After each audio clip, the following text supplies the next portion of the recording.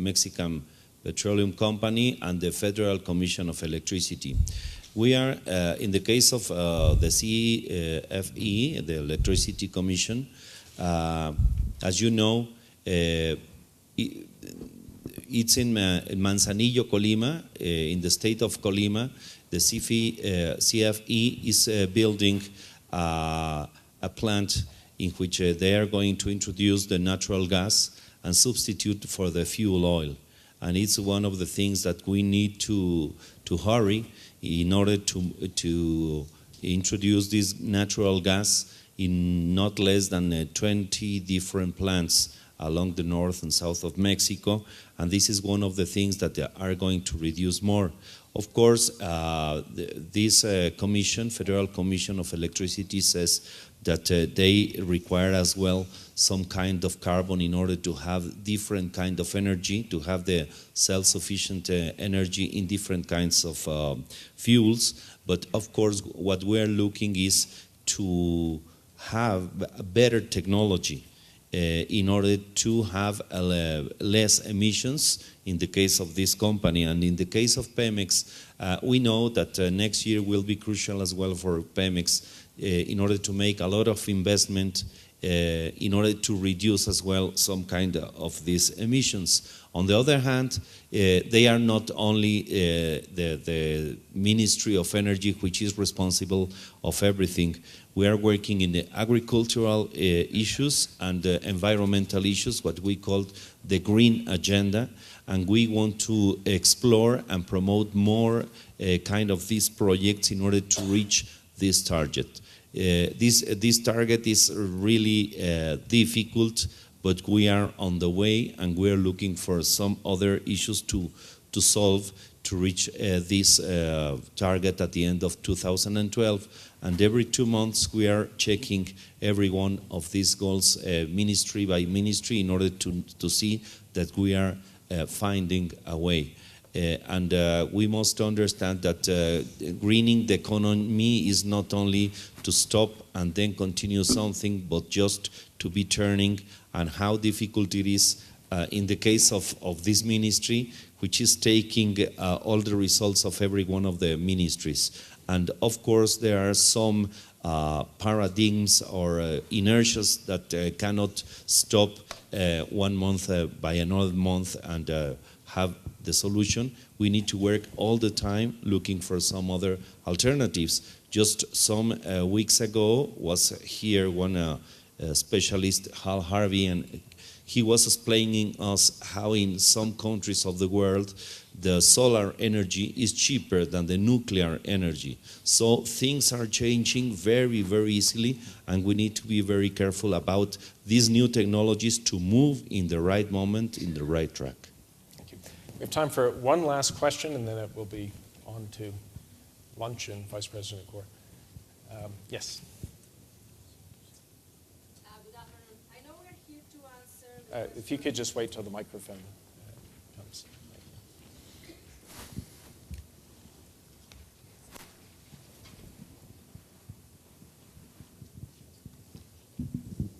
Thank you. I know we are here to answer what's next and how do we get there, but I also heard about fast track and a comment about we will find a way there. But how late are we? I would like to hear about the timing.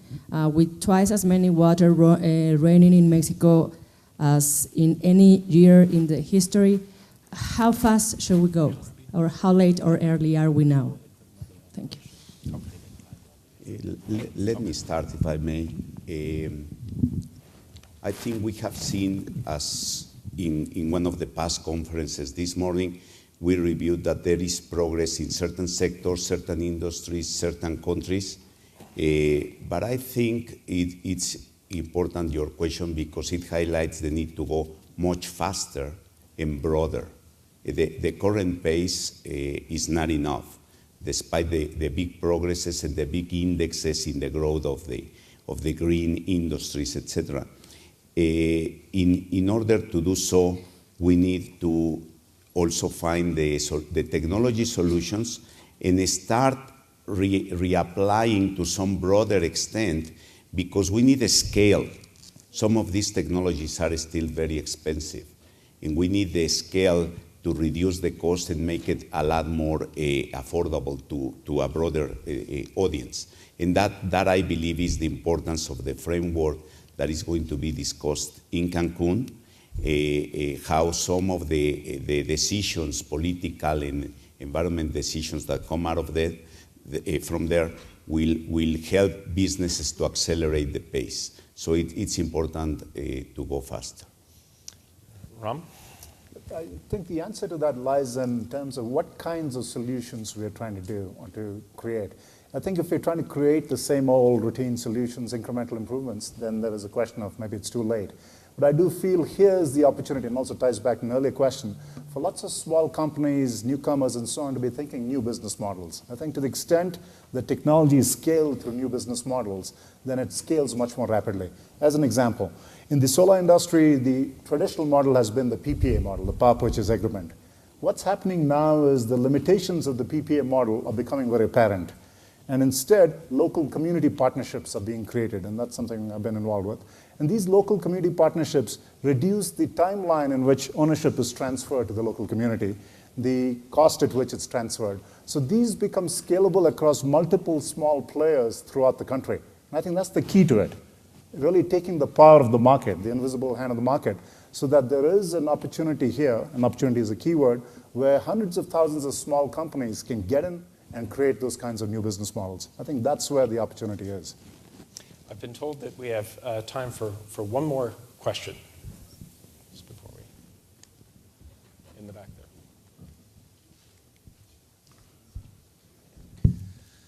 Thank you very much. My name is Gerardo. I would like to ask about the solutions that are providing to the area that was hurt with the hurricane, and if these solutions are sustainable for the future and that they are improving a new kind of solutions for these areas that were damaged. Thank you very much.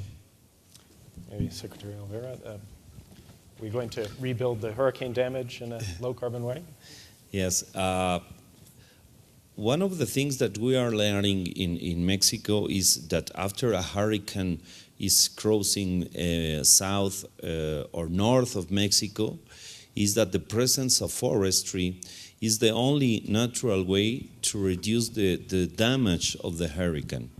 In this case, the hurricane that just crossed the port of the city of Veracruz, the only way to diminish the harness of this hurricane is the presence of forestry.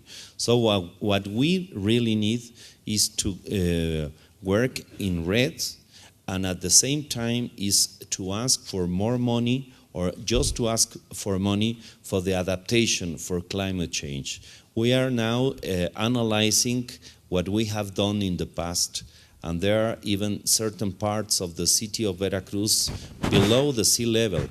So we cannot understand why they got a license for building houses in those areas. So what nature is showing us is in the places when there's no planification or not planning at a certain level, we have more problems in it. In this year, we are going to have more than 30 hurricanes in this rainy season. So things are getting worse every time, not only for Mexico, but as well for Central America. And if we look in Asia or Africa, we're having droughts or floods. So the impacts of the climate change is every time bigger and bigger. So this is another reason to work very hard on the timing. And I think that the final part of my participation is how to define a green employment, how to define the green economy, how to define the green investment, and how to define the gross product investment in a country. So we need to build these definitions in order to really know exactly what Jose was saying. Is Mexico working in a green economy? What we don't know, what we cannot measure, is something that we cannot know if we are doing well in the right paths. So we need to continue building these concepts and then begin to make the integration of these indicators to know exactly which is the line that we must cross. Thank you. Well, this has been a fascinating and insightful discussion, and I think we generated or discussed a number of ideas of how we accelerate the transition to a sustainable economy.